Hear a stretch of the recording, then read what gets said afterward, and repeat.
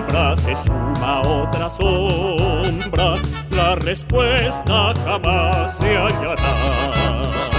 Si la vida no anima la ciencia, si la ciencia... En el marco del V Congreso Internacional y Octavo Nacional de Filosofía del Derecho, Ética y Política, coordinado por las Facultades de Filosofía y Derecho y el Doctorado en Derecho de la Universidad Libre, se presentan las siguientes actividades. En primer lugar, el doctor Pablo Elías González Monguí nos va a hacer su presentación con el derecho penal del amigo. El doctor Pablo Elías González Monguí tiene un doctorado en la Universidad de Externado, especializado en Derecho Penal y Criminología, y en la actualidad dirige el doctorado en Derecho de la misma universidad. Seguidamente, el doctor Gustavo Rojas, egresado nuestro de la Facultad de Derecho, nos va a hacer su presentación con la justicia transicional y globalización, reflexiones desde el sur global. Y cierra la presentación de esta noche la doctora Julia Sánchez Crave, viene de la Universidad de Roskilde, Copenhague, Dinamarca. Iniciamos entonces con la presentación del doctor Pablo Elías González Monguí. Lo que quiero hacer es hacer una propuesta sobre otro tema, y es el amigo, no el enemigo, el amigo en el derecho penal. Esta es una propuesta que vengo trabajando ya hace un tiempo, con el objeto de establecer, y la pregunta central sería si existe o no una relación entre la amistad y el derecho, y más concretamente el derecho penal, para establecer si la amistad influye o no en los diferentes procesos en la creación de la norma penal, pasando por su aplicación y en la ejecución de la misma. Yo quiero que ustedes hagan un poquito de abstracción y se ubiquen fundamentalmente en lo que es el conflicto interno nuestro, conflicto armado interno nuestro. No quiere decir de que el amigo no tenga incidencia en época también de paz en el derecho penal. Y hagamos esa abstracción porque me voy a referir un poco al tema del conflicto armado interno para poder ubicar si el amigo tiene incidencia o no en el derecho penal, en la creación, en la aplicación de la norma penal y en la ejecución de la norma penal.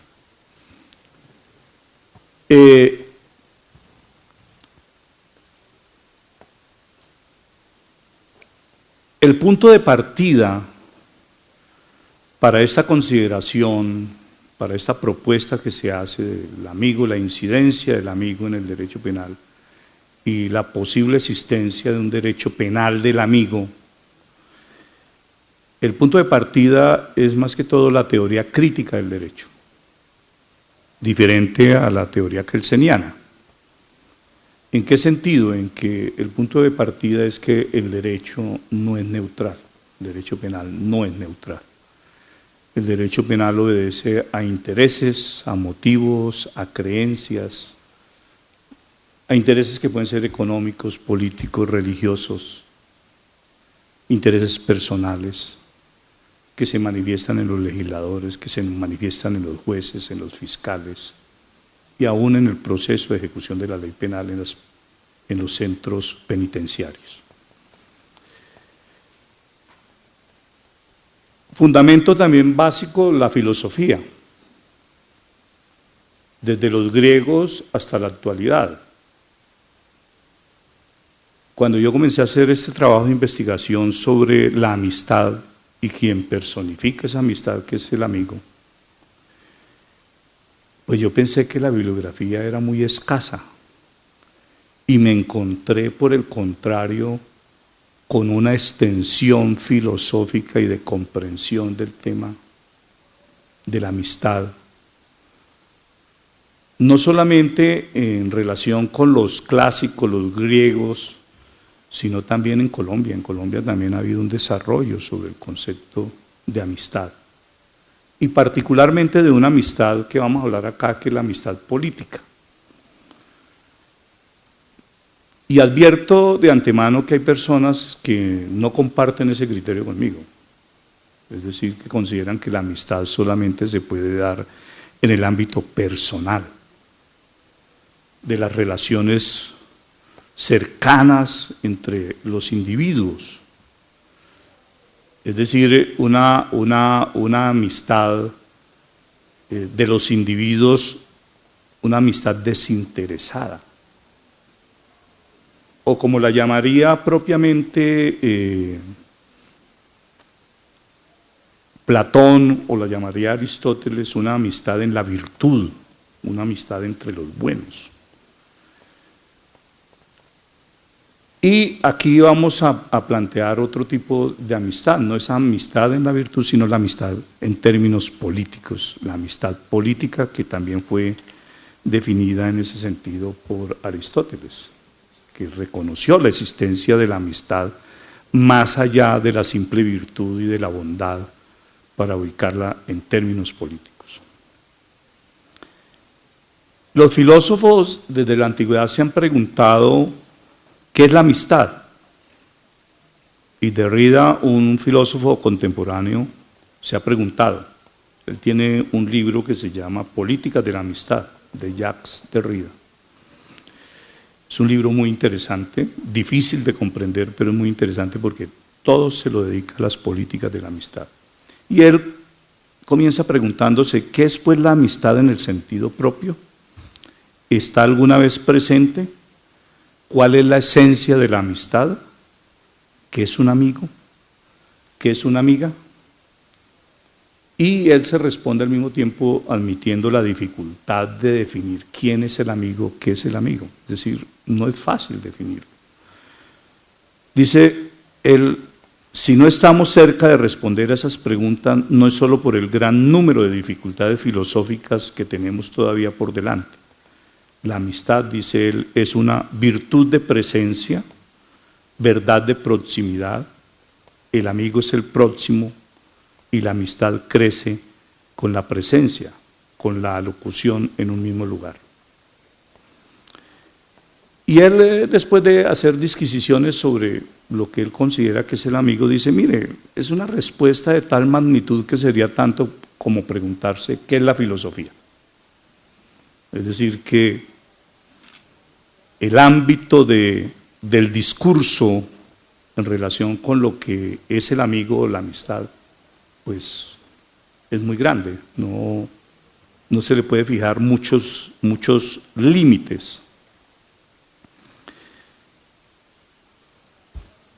Por ejemplo, Aristóteles, para poder definir o tratar de caracterizar el amigo, partió de definir qué es el enemigo, porque es que aquí vamos a encontrar una diada, dos términos que son el enemigo y el amigo,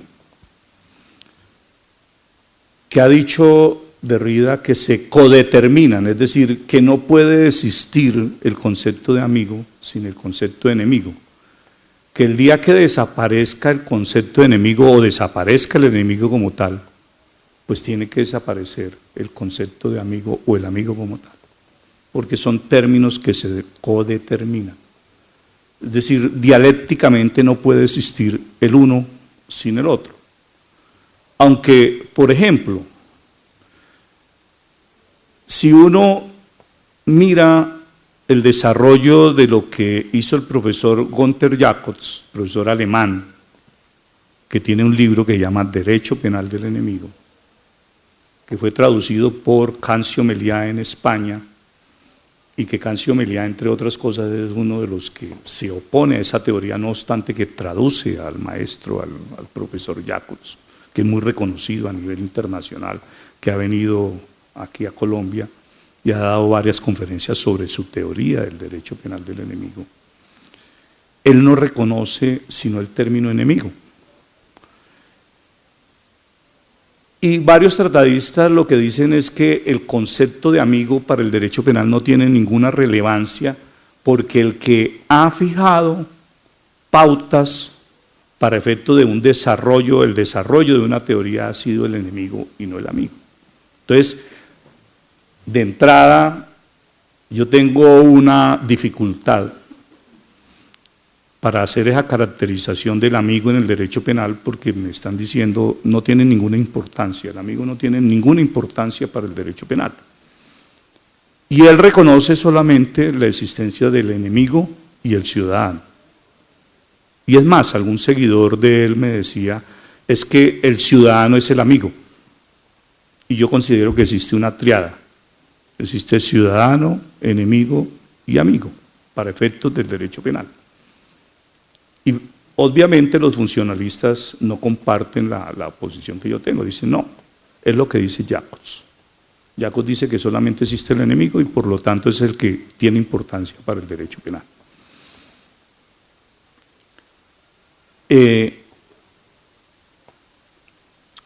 Pero Aristóteles, por ejemplo, parte del concepto de amigo para definir el enemigo. Es decir, que desde el punto de vista filosófico sí se admite la existencia de esos dos conceptos. Para Platón, quien lo trata en el diálogo de Sócrates con Lisis desde una visión de la amistad de carácter personal, plantea que únicamente puede existir entre hombres buenos la amistad, entre hombres buenos.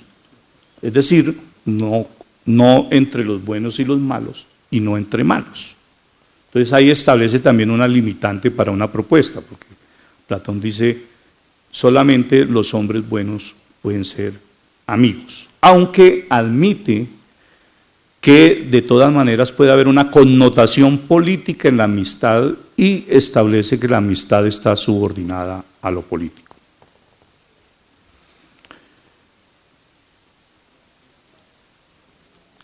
Por otra parte, Aristóteles habla de tres clases de amistad, y él ya desarrolla mucho más el concepto de la amistad. Y dice, hay una amistad perfecta que se da entre hombres buenos e iguales en virtud, la cual es honesta, fundada en la virtud y es la que permanece, pero es de rara ocurrencia, porque los hombres que la profesan son pocos y requieren para el conocimiento mutuo de tiempo y de comunicación. Pero hay otras dos, dice Aristóteles. Otra es la amistad por interés, que es útil, y la amistad por placer, que es la deleitosa. Estos dos tipos de amistad son imperfectos. La amistad por interés, como su nombre lo indica, surge en aquellos, dice Aristóteles, que persiguen algún beneficio el uno del otro, es decir, cada uno busca su propio bien. En este punto, en la amistad por interés, es que vamos, digamos, a hacer insistencia en lo que interesa para el derecho penal, porque la amistad que se plantea aquí es una amistad interesada, ¿ya? Y que tiene que ver, como veremos más adelante, por razón de conveniencia, ese tipo de amistad. Pero hay un aporte muy interesante que hace Aristóteles en relación con la amistad cuando él plantea que puede existir entre los malos. Fíjese la diferencia entre Platón y Aristóteles en ese sentido. Cuando señala que el interés o algún deleite puede volver amigos a los malos. Entonces ubiquémonos en el plano del conflicto armado interno colombiano. Dice, aunque no se agraden los unos a los otros, a menos que algún provecho se atraviese de por medio. Y también el interés o el placer permite que sean amigos los buenos de los malos. Y ubiquémonos en lo que ha sucedido en el campo colombiano, cuando el mismo Estado permite el surgimiento y estimula muchas veces el surgimiento del paramilitarismo, los malos. Y muchas veces los malos, esto para asumir, digamos, los conceptos que señala el mismo Aristóteles. Entonces los malos patrullan con los buenos, ya, realizan operativos y eso está demostrado. Eso no necesita uno, digamos, hacer mucho esfuerzo porque ha venido siendo admitido en este proceso de justicia y paz patrullaban conjuntamente, hacían operativos, encarcelaban gente, asesinaban gente y demás. Es decir, que esto nos plantea que en términos de la amistad y de la amistad política, como veremos, una identidad, porque es que la amistad también tiene que ver con y en términos políticos tiene que ver con la afinidad, con la identidad de naturaleza política, ideológica. Por eso yo les decía, el punto de partida es que el derecho penal no es neutral, es profundamente ideológico, y ahí está la teoría crítica del derecho.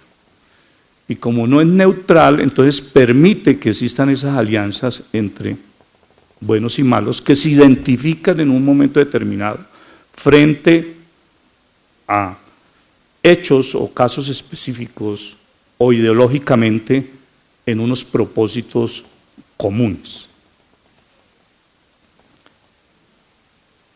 Considera Aristóteles que divididas así las diversas clases de amistad, los malos serán amigos por causa del placer o de la utilidad, siendo así semejantes, y los buenos por ellos mismos, puesto que serán amigos en cuanto buenos.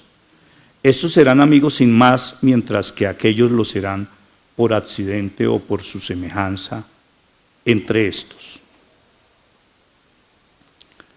Es más, se le atribuye a Aristóteles una frase que él dice: oh amigos míos, no hay ningún amigo, para referirse a las amistades ordinarias y corrientes y que se podrían asimilar a esas amistades imperfectas, frágiles y que se disuelven fácilmente por mediar un interés particular por cada uno de los amigos. Es decir, vamos a ver que el tema de la amistad existe una finitud, se puede terminar, es decir, es limitada, puede ser limitada inclusive en el tiempo. Ahora bien, la noción aristotélica de amistad también desarrolla el concepto de amistad política, que algunos en las traducciones hablan de amistad civil o amistad cívica.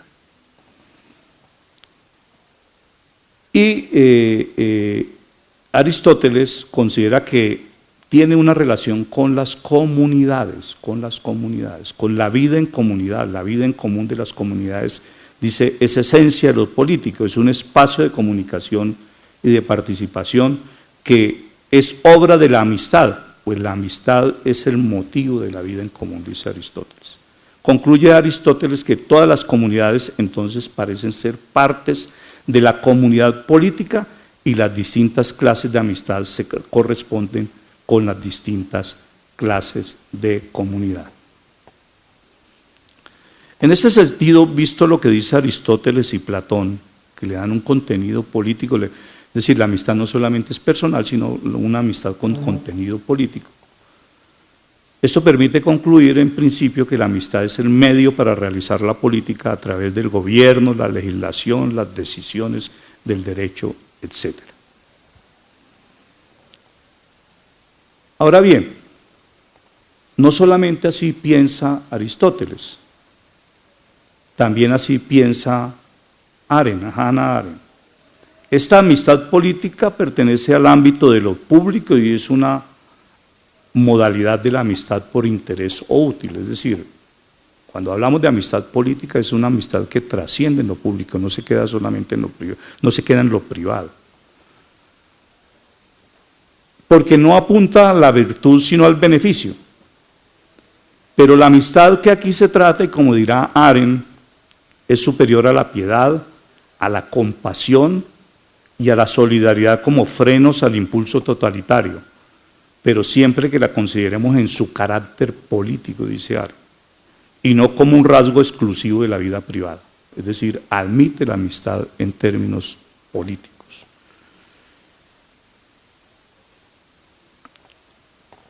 Ahora bien, la amistad política en la contemporaneidad entonces no se establece solamente con la finalidad del bien a la comunidad, sino que también es posible que intervengan otros intereses, incluso personales,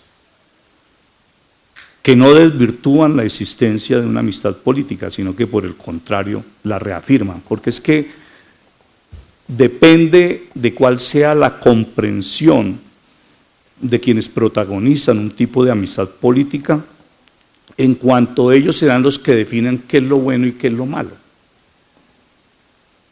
Si lo miramos en el ámbito de del conflicto armado colombiano, si ustedes miran lo que fue, digamos, el planteamiento de naturaleza política que hicieron los paramilitares, ellos hablaron de la refundación de la patria. Fíjense que ahí hay un contenido político. Y buscaron aliados, buscaron amigos, que los encontraron dentro del mismo Estado, que lo encontraron dentro de en los ganaderos, que lo encontraron en los industriales, en empresas como Chiquita Brands. Y entonces la refundación de la patria establecido como un objetivo de ellos, y decían, para un nuevo contrato social. Ya eso está en el texto del acuerdo, el texto del acuerdo de Ralito. Pero al mismo tiempo, si usted, y eso es lo que ellos consideran bueno, porque es que hay que combatir a los comunistas, hay que refundar la patria, hay que hacer un nuevo contrato social. Y miremoslo ahora del lado de la guerrilla. La guerrilla también tiene un concepto de qué es lo bueno para ellos. Y lo bueno para ellos era realizar la guerra, la confrontación para librarnos de la explotación y la pobreza y para lograr una mayor justicia social, ¿no? Y a la luz de esos planteamientos, ¿qué cometieron? Han cometido delitos de lesa humanidad, crímenes de guerra, violaciones masivas de derechos humanos, con esos planteamientos que ellos consideran es lo bueno. Pero desde el punto de vista de la institucionalidad, ¿cómo veremos eso? Pues en un Estado social y de derecho, pues no podemos ver que ninguna de las dos posiciones se puedan considerar como posiciones buenas, como utilizando los términos de Aristóteles, y con las cuales se pueda dar una amistad o una solidaridad o una afinidad de tipo político desde la visión del Estado social de derecho, y sobre todo desde lo institucional y desde el planteamiento de los servidores públicos. Dice Arendt que estamos acostumbrados a ver la amistad como intimidad, en que los amigos se abren los corazones unos a otros sin que les moleste el mundo y sus demandas, pero la amistad así expuesta, dice, comillas, nos resulta difícil ver la pertinencia política de la amistad. Para Arendt, de manera concluyente, ella habla del concepto aristotélico, porque Aristóteles hablaba de filia.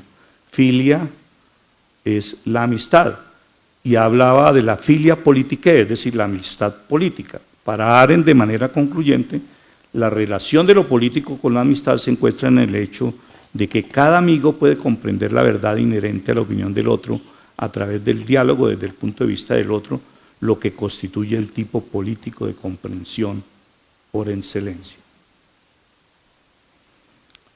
Pero hay otro personaje muy importante en la filosofía, que es Nicolás Maquiavelo, quien también habló de la amistad política y la ejemplificó. Y habló no solamente de la amistad política en cuanto la utiliza para la obtención y conservación del poder y para el control político, sino incluido la obtención de intereses personales con sacrificio del bien común. En su obra, El Príncipe, por algunos venerada, por otros muy criticada, es el discurso por excelencia donde se habla de la política y el poder, en el que trata sobre cómo hacer, utilizar y mantener a los amigos, no en la dimensión de lo personal, sino de la amistad política, por ejemplo, con el pontífice, con reyes y príncipes de otros territorios, con enemigos, inclusive con los mismos enemigos, y traidores con las propias tropas, con nuevos amigos, o la amistad con su pueblo que el príncipe dice que debe ganarse para adquirir o conservar o acrecentar el poder. Finalmente, él plantea, Maquiavelo, que para mantener las amistades es aconsejable ser más temido que amado. Ahora bien, existe una dialéctica entre la amistad y la enemistad. Un aporte importante de Aristóteles tiene que ver con la exigencia metódica y el ejercicio dialéctico que realiza, partiendo de la idea de que la ciencia parece ser la misma para los contrarios. Al hablar de la amistad no se puede dejar de pensar en el concepto de enemistad como realidad política, al igual que el opuesto de la concordia es la discordia, que equivale a la enemistad. Esta antinomia de los conceptos de amigo y enemigo fue también planteado por Carl Schmitt con base en el fundamento de lo político. Es más, considera, señalando Schmitt al historiador Otto Brunner, de que es el enemigo y no el amigo el que representa realmente el rasgo conceptual positivo. Y que Derrida lo considera no solamente una buena estrategia, sino un buen método, por cuanto si debiese partir del amigo, tendría que dar una definición previa de él, pero esta no sería posible más que por referencia a un término opuesto al enemigo. Sin embargo, Smith hace una aclaración y dice, no, yo no parto de ese punto negativo del enemigo, sino que parto del punto positivo que es el amigo. Sin embargo, los diferentes teóricos consideran que ahí Carl Schmitt realmente él parte del concepto de enemigo para poder acercarse al concepto de amigo. Carl Schmitt en su libro El concepto de lo político parte con una afirmación tajante: el concepto de Estado presupone el de lo político. En la oposición amigo-enemigo, en este binomio, dice él, se encuentra la esencia de lo político. Su sentido es marcar el grado máximo de intensidad de una unión o separación, de una asociación o disociación, sin necesidad de hacer ninguna otra distinción moral, estética, económica o cualquier otra. Simplemente el enemigo es el otro, el extraño en esencia, existencialmente distinto y extraño en un sentido particularmente intenso. En ese orden de ideas, considera el profesor Gregorio Peces Barba, ya fallecido, profesor español, de que cualquier enfrentamiento público es político y tiene la fuerza suficiente para agrupar y determinar en amigos y enemigos, como también cualquier oposición religiosa, moral, económica, social, que permitirá disponer de la vida de los enemigos, pero también de ser necesario de la vida de los propios, de los amigos, con la fuerza de las armas. Es decir, que la amistad política puede llegar inclusive hasta prescindir, no solamente de los enemigos, sino hasta de los propios amigos, según la posición de Peces Barba. Y ejemplo de esta disposición, de este planteamiento, de la disposición de la vida de los propios, fue la establecida por la Ley de Seguridad Aérea de Alemania de 11 de enero de 2005, que permitía inclusive derribar aviones comerciales que estuvieran en pleno vuelo cuando se sospechara que habían sido tomados las personas que iban ahí como rehenes. Ya permitía la eliminación, pero afortunadamente el Tribunal Constitucional de Alemania declaró inconstitucional esa norma sobre la base de, primero, pues porque sería disponer de la vida sin fórmula de juicio de personas inocentes, y en segundo lugar porque quién tendría la certeza de que cuáles eran las finalidades o cuál era la finalidad, cuál era el objetivo que buscaban las personas, los individuos que habían tomado el avión, se habían apoderado del avión y tenían allí unos rehenes. No se podía decir con certeza que fuera a utilizarse de la misma manera que se hizo en 11 de septiembre. Por esa razón declaró la inconstitucionalidad y porque eso sería atacar directamente la dignidad humana.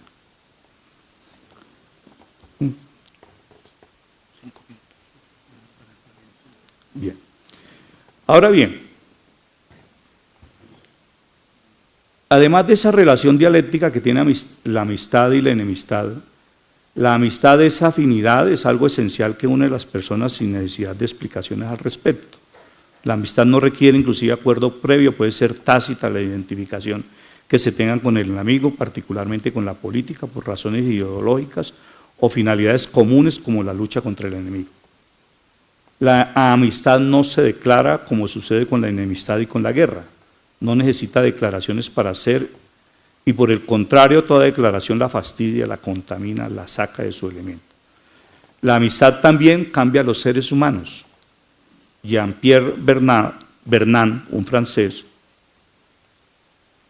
quien fue miembro de la resistencia de la Segunda Guerra Mundial, encontró en esa época que él y católicos, comunistas y nacionalistas, que a pesar de su diferencia ideológica, comenzó a verlos como sus amigos, es decir, como sus semejantes, porque todos tenían un propósito común, que era la lucha en ese momento, contra el régimen nazista, de los nazis.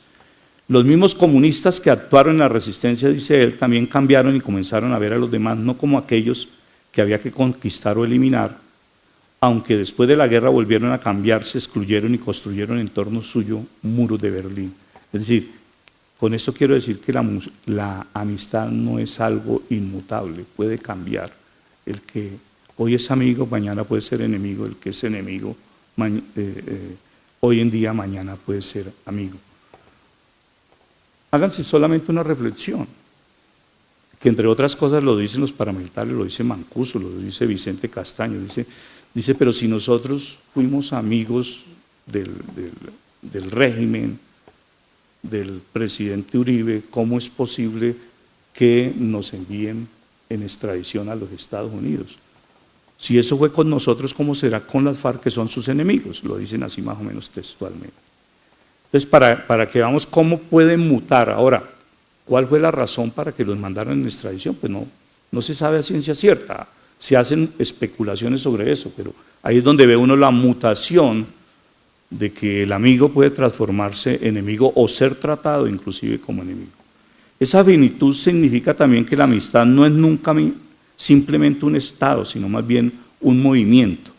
Nunca será lo suficientemente estable, nunca tendrá un pleno estado de reposo y quietud, nunca del todo acomodada, nunca suficientemente asentada ni garantizada en su unidad. La amistad puede ser ambivalente, se puede mutar, tener cambios, la amistad de la amistad a la enemistad y viceversa. Por otro lado, la amistad en política es una construcción humana. La amistad no es pura y simple, sino que los amigos, como lo plantea Hegel, pueden establecer alianzas o asociaciones con cualquier designio, de tal forma que una empresa es al mismo tiempo la empresa del otro. Es decir, que Hegel también está admitiendo la existencia de la amistad política. La amistad, como decíamos, está subordinada a lo político, y para ser amigo en lo político es porque igualmente existe por lo menos un enemigo en lo político.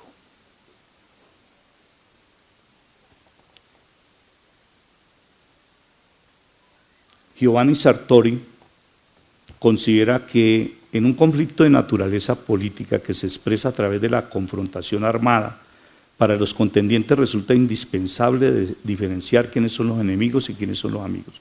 Y la amistad podría ser el resultado de la unión o alianza frente al enemigo, algo así como la amistad de trinchera, la cual, convertida en el concepto propio de lo político, tiende a representarse como amistad enemiga, como enamistad o amistad enajenada. Entendida como enemiga de la democracia, pero amiga del régimen o del gobierno, que habrá servido muchas veces para legitimar la soberana unicidad de un Estado, encargada en cualquiera de sus figuras, bien como presidente democráticamente elegido, dice Mauricio González, un profesor de la Universidad de los Andes, bien como dictador, bien como pueblo soberano o cualquier otra forma, y legitimarse en decidir sobre sus enemigos, como también sobre sus amigos, y declarar la guerra o el estado de excepción. Obviamente la amistad puede estar dentro del marco de la ley o al margen de la ley. Y pues lo criticable es cuando la amistad política se da dentro o por fuera, mejor por fuera del margen de la ley. Ahí es lo criticable.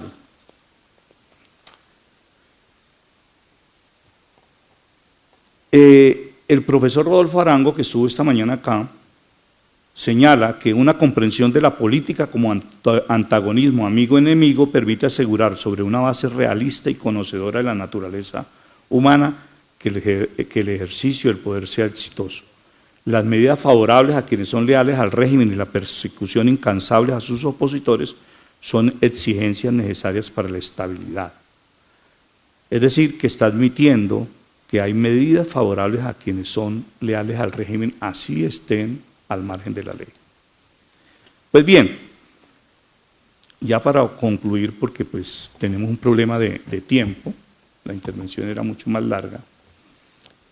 ¿Cuáles son las características de un derecho penal influido por el amigo?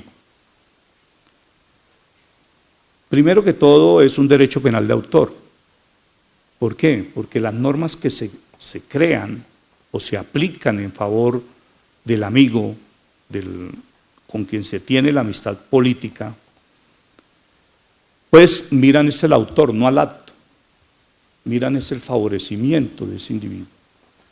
Y aquí lo hemos tenido, ya 5 proyectos que tienen que ver con evasión fiscal y por alguna razón no pasan en el Congreso.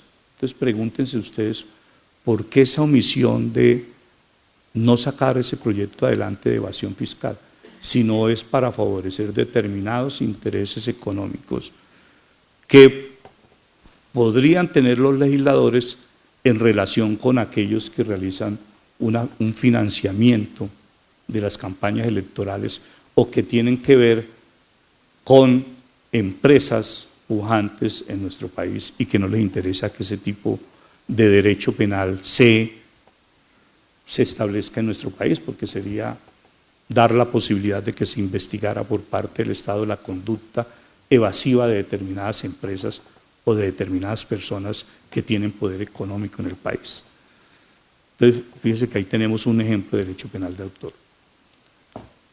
Ahora bien, exclusión de la aplicación del derecho penal mediante el otorgamiento de privilegios en materia penal. Entonces aquí hemos tenido, por ejemplo, tenemos fueros, tenemos inmunidades. ¿Por qué no funciona el derecho penal y los procesos penales en lo que tiene que ver particularmente con la comisión de acusaciones? Fíjense que solamente ha habido 2 procesos, uno contra el general Rojas Pinilla y otra contra el presidente Samper, y ninguno de los 2 terminó efectivamente con una sentencia pues condenatoria. Los demás procesos que se han dado en la comisión de acusaciones por razón del fuero nunca han tenido ni siquiera una resolución acusatoria pues que se presente ante el Congreso, se presente con esa finalidad en el Congreso. Es decir, muchas veces no pasa ni siquiera de la etapa previa de investigación. Ahora bien, pensemos en las autoamnistías que se han dado en el Cono Sur para los agentes del Estado.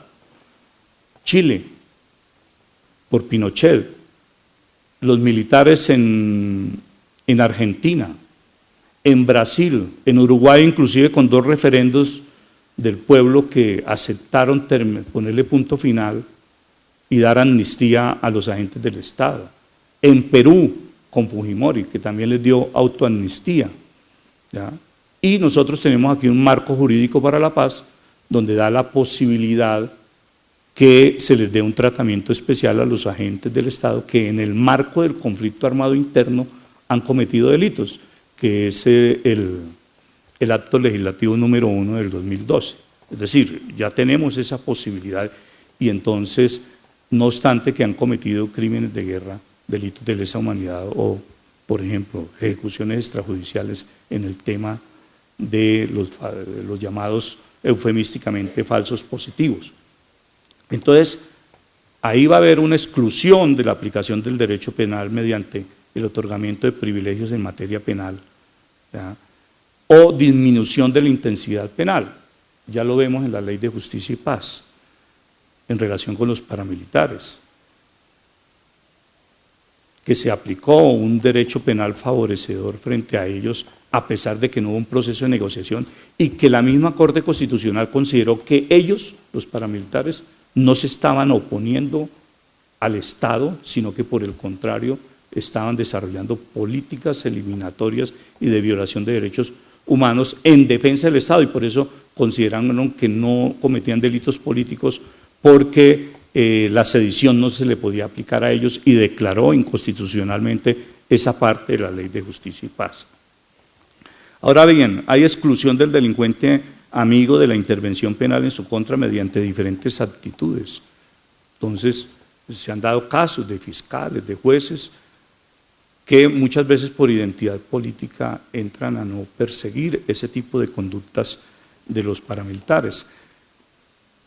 La misma fuerza pública, cuando realizaba operaciones conjuntas con ellos, cuando estaban en la obligación era de capturarlos porque estaban desarrollando, cometiendo delitos en flagrancia, no necesitaban ni siquiera órdenes de captura y sin embargo patrullaban con ellos. Entonces ahí tenemos de hecho una actitud de aplicación de un derecho, entre comillas, por fuera de la normatividad legal que podríamos llamar un derecho penal del amigo. Además, el delincuente amigo no lo consideran peligroso y como no es peligroso, entonces no lo persiguen. Aquí sucedió algo muy curioso y es que en los años 97 ni siquiera se aceptaba la existencia del paramilitarismo en Colombia. Yo recuerdo que estaba en la Fiscalía y se creó un bloque de búsqueda por el presidente Pastrana de los paramilitares y a uno le decía a la fuerza pública de que el paramilitarismo no existía, que eso era una invención. Entonces se negaba el fenómeno político y era una forma de neutralización precisamente de la actividad del Estado en la persecución de esos individuos. Entonces lo que se hizo fue también otra característica, permitir permisión del riesgo creado por el delincuente amigo y asunción de las consecuencias, asumir las consecuencias sociales y políticas de las conductas punibles.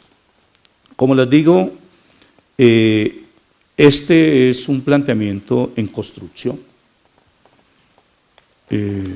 Sigo trabajándolo. Pienso sacar una publicación sobre eso, pues mucho más extenso de lo que hemos dicho acá. Es apenas una síntesis.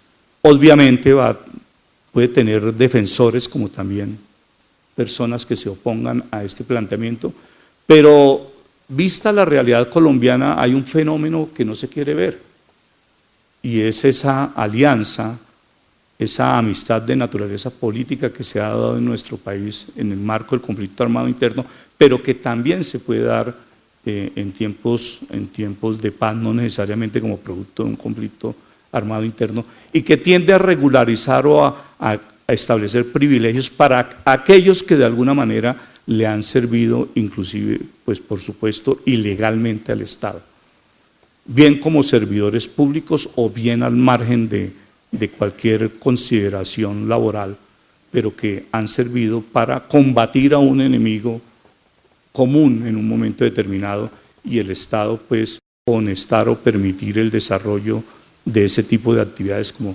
sucedió en Chile, en Argentina, en todos estos países donde se ha dado conflicto armado interno. Entonces la propuesta es de que existe un derecho penal en un momento determinado que sirve para favorecer al amigo político con quien se han tenido una identidad política, una afinidad en ese sentido, una afinidad de tipo ideológico o una afinidad muy circunstancial, pero que tiende el Estado a favorecerla o los legisladores a favorecerla por razón de esa amistad política que ha existido. Muchas gracias. A continuación, Gustavo Rojas, egresado de esta casa, de la Facultad de Derecho. Yo uso menos.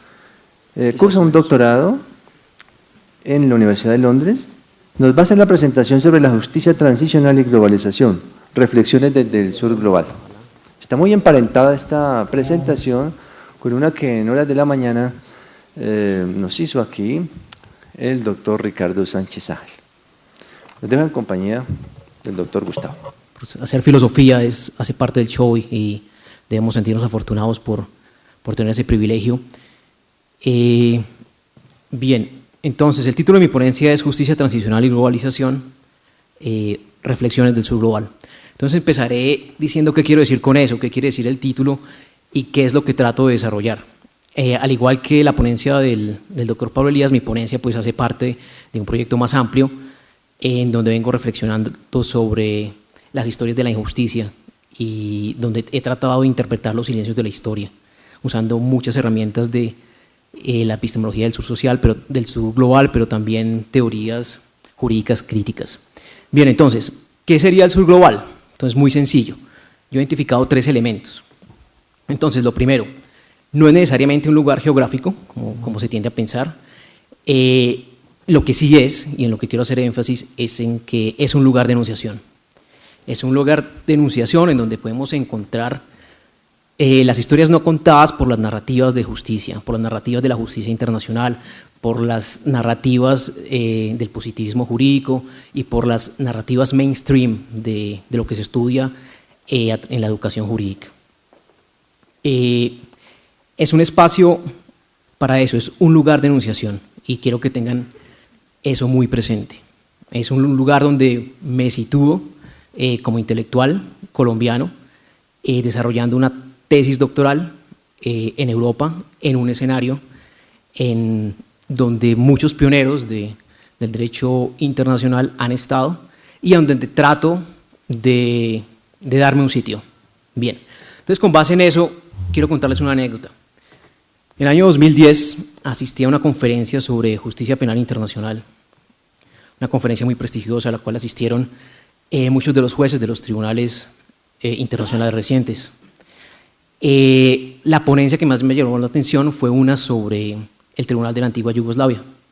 Este tribunal, ustedes lo sabrán, surge a finales de los 90, se constituye en el 93 y tiene la misión pues, de decirle al mundo qué sucedió en lo que conocemos como la Guerra de los Balcanes. Bien, en la ponencia que escuché me llamó mucho la atención que el ponente hacía mucho énfasis en la expresión es muy complejo hacer justicia en estos escenarios, en estos tribunales. Y la mayor complejidad quizá es aquella de articular los principios de juzgamiento del derecho continental y el derecho anglosajón. Entonces, como comprenderán ustedes, aquellos que administran justicia en estos tribunales son abogados entrenados en estas dos jurisdicciones. Bien. Al finalizar esa ponencia, pedí la palabra y formulé la siguiente pregunta. Pregunté al ponente, ¿no cree usted que es inadecuado hablar del tribunal como un ejemplo de justicia internacional, ya que éste se basa en los principios de juzgamiento del sistema continental y anglosajón, los cuales no reflejan en realidad la cultura jurídica de los Balcanes o lo que ustedes llaman la antigua Yugoslavia? La pregunta no fue muy bien recibida, debo decirlo, y el salón, lleno de estudiantes de derecho, de doctorado, todos europeos, quedó en un silencio muy perturbador, ¿sí? No obstante, el ponente se atrevió a responder la pregunta. El ponente era, como ya lo dije, un antiguo miembro del Tribunal de Yugoslavia y contestó con mucha sorpresa. Bueno, y tengo esto porque es como una etnografía de la experiencia que he vivido durante mis estudios doctorales. Entonces, literalmente dijo algo como, bueno, no entiendo muy bien la pregunta, en todo caso, y formuló otra pregunta diciendo, ¿existen otros sistemas distintos, otros sistemas de juzgamiento distintos al continental o al anglosajón? Entonces, imagínense la reacción, imagínense qué podría uno decir ahí. Y es desde allí donde, como estudiante de doctorado y como alguien que desarrolla algo que se llama una tesis sobre justicia transicional, desde abajo empiezo a buscar un lugar de enunciación. Y claro, es interesante analizar esa respuesta de este señor. Y también es muy interesante analizar pues, la reacción del resto de participantes de la conferencia, ¿sí? Quienes se sentían como que la pregunta salió de sitio. Pero sin embargo, la respuesta de este señor refleja la narrativa dominante de la historiografía de la justicia internacional. Y es acá donde el tema de la globalización se vuelve interesante, ¿sí? No globalización entendida como lo que venimos estudiando desde los 90 con el surgimiento del neoliberalismo, sino como un fenómeno en el cual unos procesos históricos con distintos actores van forjando conceptos e instituciones. Entonces, en ese sentido, creo que es muy pertinente decir que esa justicia internacional y lo que este señor entiende como justicia internacional, que debe nutrirse simplemente de derecho continental y derecho anglosajón, es un localismo globalizado, es decir, conjunto de prácticas que surgen en determinados contextos históricos y posteriormente se van adaptando, imponiendo o exportando, ¿sí? No obstante, lo que quiero reiterar es que esa no es toda la historia, ¿sí? Y eso es lo interesante de venir del sur global y de hacer epistemologías del sur global. Y es eso, es dar cuenta de otro lugar de enunciación, en donde quizá se encuentran las voces de los victoriosos, de los vencidos. Bien, entonces, al terminar la charla, y ya para terminar esta introducción, alguien me preguntó que qué demonios quería yo escuchar de parte del ponente, a lo cual pues contesté, pues simplemente quería dar a entender que hablar de justicia universal es imposible, como lo proponen las teorías mainstream de la teoría del derecho internacional, de las relaciones internacionales y demás. ¿Y esto por qué? Entonces, como todos ustedes saben, el Tribunal de Yugoslavia juzgó los crímenes de la guerra de los Balcanes, por supuesto. No obstante, sus sentencias nada nos dicen sobre los miles o cientos de miles que murieron en los bombardeos de la OTAN en 1999. ¿Sí? Esto es 1999, en los albores, en la entrada del nuevo siglo. ¿Sí? Entonces uno se preguntaría, ¿qué sucede ahí? ¿Será que se puede hablar de justicia así? Entonces, en ese sentido, estos tribunales lo que hacen ¿qué? Es seguir una trayectoria histórica de injusticia, de errores, ¿sí? Y ese tribunal replica los errores históricos de los tribunales de la justicia internacional, entre ellos dos, voy a mencionar dos para no extenderme tanto.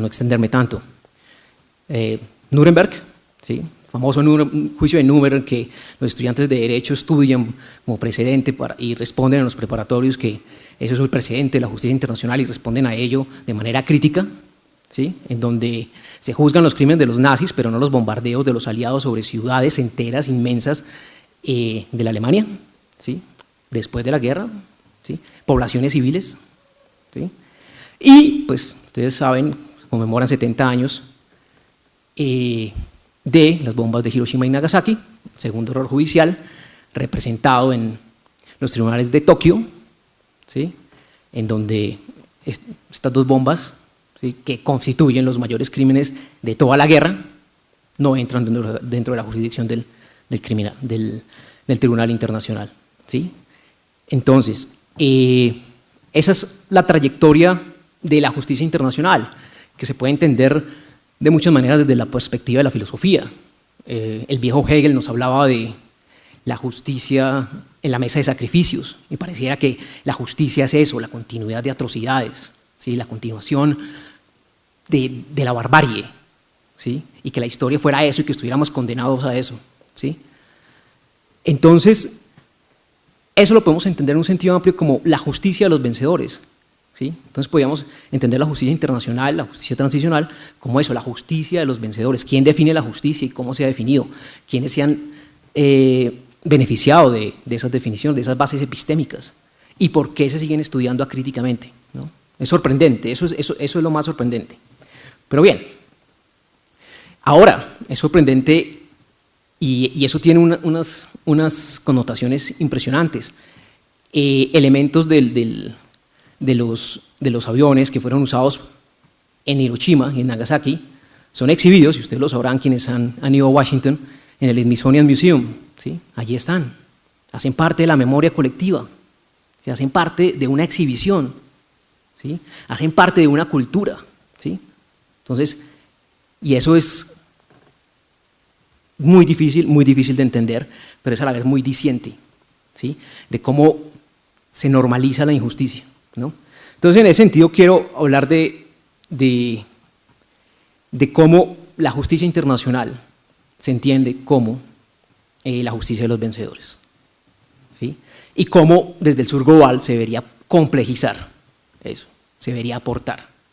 Y en ese sentido, y ahí rompo con la tendencia de pensar de que solamente porque uno es latinoamericano o viene de una historia distinta, de un proceso histórico distinto, en donde el sufrimiento humano ha sido quizá más mordaz o más persistente, el sur global es una expresión geográfica. No, creo que un alemán, y aquí complementando lo que decía el doctor Pablo Elías sobre Schmitt, hubo alemanes que hicieron una teoría crítica brillante, pero han sido marginados. Uno de ellos es el gran Walter Benjamin. ¿Sí? Walter Benjamin nos hablaba del derecho como un mecanismo que desde su fundación reproduce la violencia, es violencia. ¿Sí? Y en ese sentido, la creación de las normas no es nada más que una expresión de violencia. Y los fallos judiciales son violencia, una manifestación de violencia también. Él nos hablaba de violencia originaria, más las decisiones judiciales como violencias, mecanismos para preservar la violencia. Entonces, es importantísimo eso, ver ese lugar de denunciación. Walter Benjamin, ¿sí? Imagínense, Walter Benjamin hace estas críticas, pero lamentablemente es el mismo Walter Benjamin que no nos deja atónicos, y a veces uno dijera, si Walter Benjamin hubiese sobrevivido. ¿Sí? Pero lo interesante del lugar de enunciación es eso. Walter Benjamin es un judío que tiene que escapar de la Alemania nazi. ¿Sí? Y a pesar de que intenta escapar, pues no tiene éxito. Y se da cuenta que al lugar donde escapa, lo van a invadir los nazis, y lo que decide es, como muchos de los judíos o intelectuales que escapaban, es tomarse el cianuro que cargaba en su solapa. ¿Sí? Entonces eso. Por eso figuras tan interesantes como Benjamin no pueden olvidarse, sobre todo sus tesis de filosofía de la historia. ¿Sí? Entonces, el sur global trata de eso, y creo que eso es bien interesante. Entonces, a lo que voy es que los problemas de la justicia y de la justicia transicional son tan complejos que de verdad que requieren análisis muy rigurosos, distintas lecturas. Lecturas que den cuenta de los silencios de la historia, del sufrimiento humano, ¿sí? Y que nos ayuden a combatir la resignación. ¿Sí? Es como, a veces es muy triste decir, pero es que siempre ha sido así. ¿Sí? Pero creo que desde la filosofía y desde la ética tiene que desarrollarse una filosofía de la esperanza, ¿no? Y es a eso a lo que debería apuntar la epistemología del sur global. Bien, entonces, eso es más o menos el bagaje general de mi investigación. Muy seguramente la charla de Julia va a ser mucho más elocuente y más aguda. Yo exploro heridas históricas. La epistemología del sur global debe explorar heridas históricas. Y las heridas históricas son constantes. Son constantes aquí, son constantes en todas partes del mundo, han sido siempre constantes. Entonces, de eso se trata. Cómo escuchar los silencios, cómo interpretarlos y explorar la historia del derecho. Entonces, en ese sentido, hay dos casos que exploro, y son casos de jurisprudencia anglosajona. Como hoy lo decía la doctora Liliana Estupiñán, la jurisprudencia anglosajona es la que más ha influenciado nuestra jurisprudencia en los últimos años. Entonces lo veo muy interesante, pero mi perspectiva al explorar esa jurisprudencia es observar cómo el derecho, también el derecho anglosajón, ha reproducido heridas históricas y no las ha resuelto. Entonces hay dos ejemplos de casos muy interesantes. El primero tiene que ver con lo que sucedió en los Estados Unidos. Ustedes saben que en Estados Unidos hay una constitución de 1776, ¿sí? En derecho constitucional, de nuevo, los estudiantes lo estudian como uno de los grandes logros del constitucionalismo, ¿sí? Eso es parte de la historia, ¿sí? Pero lo que no nos dicen es que en 1776 existían 15.000 indígenas en los Estados Unidos y hoy existen 2.000. Viven en reservas, ¿sí? Y eso fue gracias a algo que se llama el Indian Removal Act, ¿sí? Que es como el estatuto de reubicación de los indios, que es posterior a la expedición de la Constitución de 1776. Entonces, la pregunta que en el aire, ¿hasta qué punto el derecho rompe con el sufrimiento humano? Entonces, nótense lo interesante.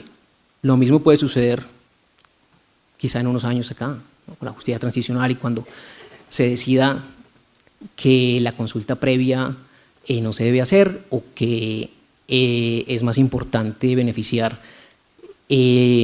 algún desarrollo extractivista en un territorio indígena, ¿sí? Los casos en Colombia son abundantes en ese sentido. Otro ejemplo muy interesante, en donde las víctimas o los vencidos tienen los mismos rostros, son aborígenes, es el de Australia, en 1993, el Mabo Case, también me imagino que ya se está estudiando en Derecho Constitucional o en Interpretación Constitucional.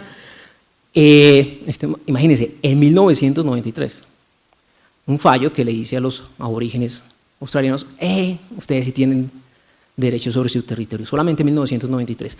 No obstante, a día de hoy hay una pugna jurídica con las mineras en donde se dice que puede que el título lo tengan, el derecho a la tierra los tengan los aborígenes, más no sobre el subsuelo. El subsuelo pertenece a toda la nación australiana, ¿sí? Entonces, ¿qué era interesante del Mabo Case? Que era el primer caso en donde se ponía en tela de juicio la legitimidad del terra nullus. Ustedes saben que el terra nullus es un principio del derecho internacional que le concedía a los poderes imperiales hacer lo que quisiesen en los territorios que conquistaran, muy entre comillas, ¿sí? No solamente con los territorios, sino también con aquellos habitantes, ¿no? Entonces, por eso es muy complejo. Hay un documental muy bueno de John Pilger que se titula Utopía, en donde sale a hacer un documental, salen a entrevistar gente en el Día de Australia, ¿sí? Y es interesante cómo le pregunta, es el Día de Australia, el Día de la Nación Australiana, hay una cantidad de blancos, gente blanca del australiano común celebrando, y él le pregunta a la gente, oiga, ¿por qué cree usted que hoy los aborígenes no celebran el Día de Australia? ¿Sí? Muchos de ellos dicen, muchos blancos dicen, es que nunca se han adaptado a nuestras normas, ¿sí? Entonces Pilger, que es un pensador australiano brillante, él hace la contrapregunta, ¿acaso es que ellos no estaban aquí primero? ¿Acaso no seríamos nosotros los que deberíamos respetar sus normas? Entonces, esa es la complejidad y esa es la trayectoria, pero lo que quiero ver es la narrativa de su sufrimiento humano y observar esas continuidades de dolor, ¿sí? Esas continuidades de dolor que muchas veces que la narrativa mainstream, por múltiples motivos, no estudia o no profundiza. Bien, entonces, todo eso hace parte de ¿qué? ¿Por qué eso es posible? Y es de la epistemología del sur que hacemos. ¿Por qué? Porque es que la educación, el derecho internacional, la justicia internacional, las relaciones internacionales, todas se han basado en algo que Boaventura de Sousa Santos llama la epistemología de la ceguera, ¿sí? Nos han hecho crear ¿qué es la epistemología de la ceguera? Es eso, es lo que hacen estas narrativas cuando las estudiamos acríticamente, ¿sí? Y es que lo invisible existe no porque no lo podamos ver, sino porque nos han contado, nos han hecho creer que en realidad es invisible, ¿sí? En ese sentido hay que ser buenos traductores, ¿no? Y de eso pues la profesora Julia Suárez cada vez seguramente nos va a contar mucho mejor de qué se trata eso, pero entonces el tema es eso, hacer nuevas epistemologías implica eso, ¿sí?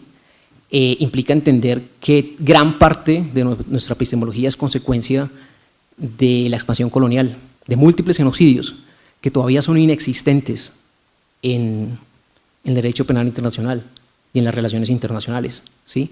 Entonces, en ese orden de ideas, ahí quizá el concepto más importante y con el cual quiero cerrar es aquel de epistemicidio. También es un concepto acuñado por el profesor Boaventura de Sousa Santos. ¿Qué nos dice Boaventura de Sousa Santos? Lo que pasa es que toda la teoría social, toda la teoría jurídica moderna, de alguna manera ha reproducido el epistemicidio. Y es decir, con el exterminio, con los múltiples genocidios de la expansión colonial, se exterminaron también saberes y se consolidaron otros saberes, ¿sí? Entonces es en esto en donde se mueve pues esa figura de los trasplantes jurídicos, y quizá el más reciente y el que ocupa mi investigación es aquel que llamamos justicia transicional. Ojo ahí, es muy potente esto del epistemicidio. ¿Por qué? Porque la genealogía del derecho penal internacional nos dice que el primer genocidio o que el único genocidio o que la génesis del genocidio como tipo penal es lo que sucedió en el Holocausto, ¿sí? En el Holocausto murieron ¿cuántas personas? 8 millones, ¿sí? ¿Cuántos habrán muerto? No se sabe, ¿no? Entonces, si nos ponemos a pensar, O pongamos solamente en un lugar, Auschwitz. En Auschwitz, el campo de concentración, murieron 1 millón de personas, ¿no? Ese millón de personas, por supuesto, nos debe producir escozor, debemos decir nunca más, ojalá no vuelva a suceder eso, pero si lo comparamos con lo que sucedió con la trata de esclavos o con lo que sucedió con el colonialismo en las Américas, ¿sí? Esas víctimas parecieran como irrisorias, ¿no? Como, ¿por qué nos duelen porque medir el dolor ahí, cuantificar el dolor, es muy complicado. Entonces, es ahí donde el punto de partida de las epistemologías del sur. Quiero cerrar con eso para pues, darle la palabra a la profesora Julia Soras Crave. Muchas gracias por su atención.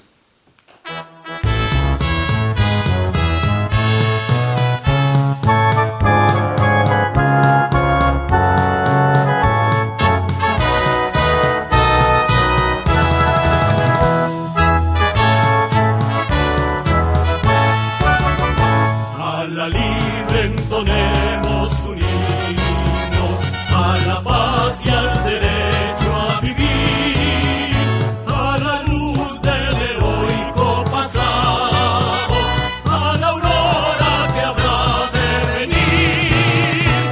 Una sombra se suma a otra sombra, la respuesta jamás se hallará.